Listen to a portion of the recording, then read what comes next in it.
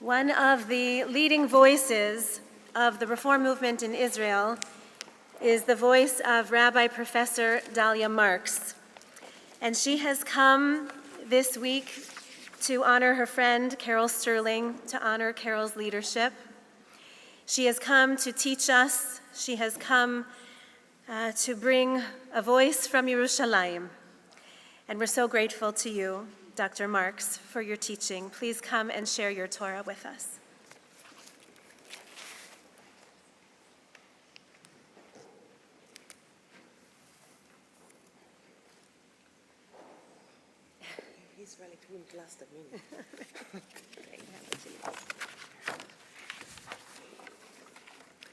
Shabbat shalom. Shabbat shalom. Mazal tov. Mazal tov. Dylan and Zach also. Kol Ram, of course. Bereshit bara Elohim et hashamayim ve'et haaretz. God began to create the heaven and earth.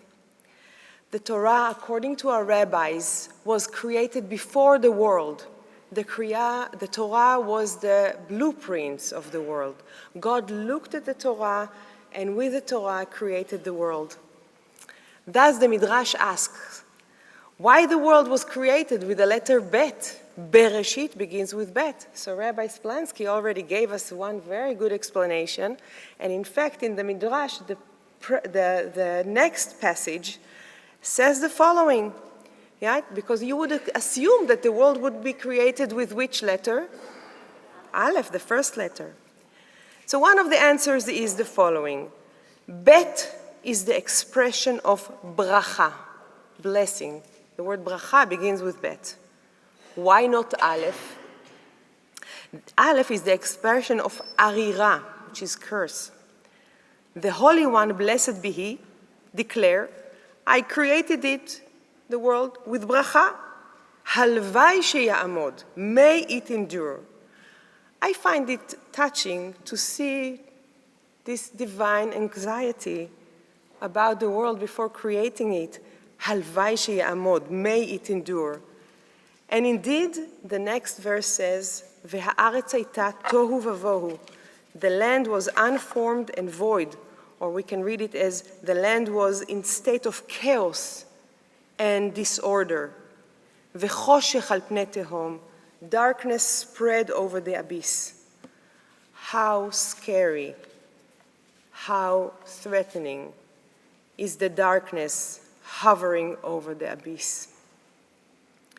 Shabbat, this Shabbat is Shabbat Bereshit, a Shabbat that begins with the world before its creation. It begins with darkness. It begins with tohu. It begins with abyss. But then, out of the chaos, out of this soulless realm, this wordless realm, we are told, Veruach Elohim merachefet al pnei hamayim. The Spirit of God is sweeping over the water. The Ruach Elohim, the Spirit of God, is not sinking into the water, is not disappearing. It has its way. The Spirit has a way to enter through the cracks. It has a way to enter through the broken pieces and to create and to form. How much courage did God have to create a world out of chaos and disorder, out of tohu vavohu, out of this enormous darkness, out of the abyss? Rabbi emunatecha Elohim, how great is your faith, our God. How much power, how much faith did the Creator had when God said, Yehi or, let there be light. And indeed, out of the chaos, out of the disorder, came floating in a light. Vayehi or, there was light. And God saw that the light is good. Vayar Elohim et haor ki tov. The creation of the world did not begin from scratch. It began from chaos. It began from a place that does not have distinctions. The first days of creation that you, Dylan and Zach, read so beautifully, God did not create something new. The work of creation, the act of creation, was initially an act of discerning, of separating First, between the light and the darkness. Second, between the water which is above and the water which is below. And third, between the sea and the dry land. Then, and only then, God began to create vegetation and fruit and trees and animals and eventually Adam, the human being. First of all, we need to order and only to understand, and only then we can begin to create. My mother used to say, when you want to write a paper for school, when you want to cook, when you want to engage in arts and craft, first tidy up your table. And the land was chaos and disorder, והארץ הייתה תוהו ובוהו וחושך על פני תהום, darkness spread over the abyss, not metaphorically, not poetically, not figuratively speaking, the land was tohu vavohu, and the darkness spread over the abyss. This is how the land, my land, the land of Israel, looks since last Friday night, since our celebration of the Torah, the same Torah that we begin to read today. Only the smoke hovering, only the sights of devastation and loss. And the land was tohu vavohu, chaos and disorder and darkness hovering over the abyss. Just before leaving the country to go to New York and then coming here, I saw a promo to a new documentary about the terrorist activity in Kiryat Shmona, where 18 Israelis got killed. It was 50 years ago, and the trauma is still here. And I'm asking myself, how can we contain, how can we fathom, how can we understand a tragedy, a devastation that is worse dozens and dozens of times more? More Jewish people were killed in a single day since the Holocaust. More Jewish children were murdered with cold blood since the Holocaust in one day. And the tragedy is not over yet. We are in a state of tohu vavohu. We are in a state of not knowing where we are. There are still so many people who were kidnapped and held captive in Gaza. Still so many are missing. Still so many don't know if they have a home to come back to. Still so many people don't know if the kibbutz they lived in, they grew in, does even exist. In the midst of the tragedy, our role is to search for Ruach Elohim, for the Spirit of God. Our role is to create and to mend throughout the broken pieces. First of all, like in the first 3 days of creation, to understand, to discern, to bring home those who were taken from it violently, to understand what about the missing people, to bury the dead, to take care of the wounded persons, those who are wounded in their body and those who are wounded in their soul. And then a long process of healing, of asking hard questions should begin. We are Jews. We are unbreakable. We are strong people. We are resilient. We experienced at least 3 times in our history a devastation that looked total, that looked unrepairable. The destruction of the first temple, the destruction of the second temple, and the Holocaust. But we are not there. The pain is undescribable, unfathomable. But we have a state, we have a country, we have a strong civil society. We have among us so many great people who take care and function and help when our formal leadership is silent. We have an army, we are not lost. We are Jews, we are a culture of resilience, we are a culture of af al pi chen, in spite of all that. We are a culture of we shall grow out of the abyss. We will take the pain, we will take the impossible, breaking heart pain, and we build from there. Last week, we completed reading the Torah. The 5 books of Moses ended with the death of Moses, of Moshe Rabbeinu, the great leader, Nevi HaNevi'im, the prophet of all prophets, who led the people of Israel for 40 years, but didn't marry to enter the land. After all his work, after all his effort, he is standing from afar. He is standing mineged. He sees the land, but he doesn't enter the land. We leave the Israelites there, standing on the verge of the land of Israel. This is how the Torah ends. But the Torah doesn't end. It never ends, because right after the book of Deuteronomy, right after the Torah, we continue right on to the next book, which is Sefer Yoshua. That was the Haftarah reading from last week. And with it, the entering to the land. And after Joshua, we have Judges and Samuel and Kings and the rest of the books of the Bible, and then this literature of our sages throughout the generation until our days, and we are writing the next chapter in the history of our people. The Torah does not end. It does not end also because right after completing it, we go right back to the beginning, to Bereshit, to Briat HaOlam, to the beginning of it all. There will always be a new beginning. The Midrash tells us that before the creation of the humankind, there was a debate in the celestial realm. Some angels expressed strong concerns about the human being and about the bad things that people can do. But God decided, Na'aseh Adam, let us make Adam, let us make the humankind. This is a courageous decision of God. Rabbi emunatecha, how great is your faith in us. And in the end of our parasha, it is clear that God has a very good reason to be afraid, to be worried about this new creation.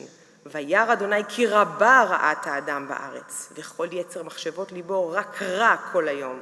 The Eternal saw how great human weakness was on earth, how every plan devised by human mind and nothing but evil all the time. And the Eternal said, I will blot out from the earth the humankind which I created.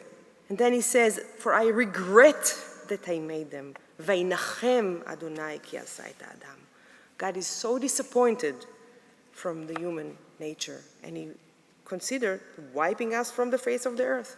But right the next verse, we read, V'Noach matzah chen b'nei Adonai. But Noah found favor with Adonai. What is the meaning of the name Noah, or in Hebrew, Noach? The Torah says, it explains us what is the meaning of the name Noach. Ze yenachamenu mima'asenu umi'itzavon libenu. This one shall comfort us from our work and from the toil of our hands. Note the wonder that the Hebrew language creates here. It uses the same root, nachem, that has 2 very different meanings, maybe opposite meanings. Nachem means regret, but nachem also means consolation, comfort. I would say that this maybe encapsulates many of our feelings this week. This week we felt a tremendous pain, despair, disappointment when we see what happens to our people, the devastation of so many lives, the lack of leadership when it's so much needed. But when you see how so many people are recruited, Israelis, the world Jewry, non-Jews, it can also give us a sense of comfort, of consolation. It can also help us to sense the great spirit that hovers above the abyss, the willingness to help, to ease, to heal. The need for a new covenant, a new understanding of what compassion means and what humanity means. Many rabbis, and among them my friends and colleagues in the Israeli Reform movement, work around the clock, and I hope to join them, provided that my flight early morning tomorrow leaves, They host, they take care of meals, they take care of spiritual help, of spiritual counseling. Our rabbis officiate in funerals and Shiva Minyan. They go from house to house and they help in every way that is possible. And in all of this devastation, you have a wonderful, holy, sacred, difficult role, and I see that you fulfill it with all your hearts. In the last few days, I have been with you here. I saw your profound sorrow. I saw your profound shutafut, partnership with us. I saw the personal loss of community members. I saw the volunteering spirit. I saw the resilience. I saw the commitment. Rabba emunatecha, emunatchem. How great is your loyalty? How great is your faithfulness? I have only words of thank you to you for your solidarity and for your partnership. We need you. We always need you, brothers and sisters, and in these difficult days, we need you especially, and I want to refer you to the words of Rabbi Splansky yesterday, who gave 12 means of how one can help in the situation. I will never be so eloquent as you, so I will refer you, Keilah, to the words of Rabbi. This is a Shabbat of pain, but this is also a Shabbat of hope, for nechama, for consolation, of repair. Obviously, the original words that I prepared to share with you, I could not say, but I can say with my whole heart, I'm happy to be with you, brothers and sisters. I waited to celebrate with our Carol, with our dear Carol, a woman that all of us, the entire people of Israel, owe so much to, a woman that I owe to personally. Carol supported me and enabled publishing my love letter to the Jewish people, my book in English, but we're not talking about that today. There will be time to talk about that. Carol's life are all about doing for the people of Israel, and how great privilege it is to celebrate it with you. How great is your faith, Rabbi Emunatech, Carol, and your family.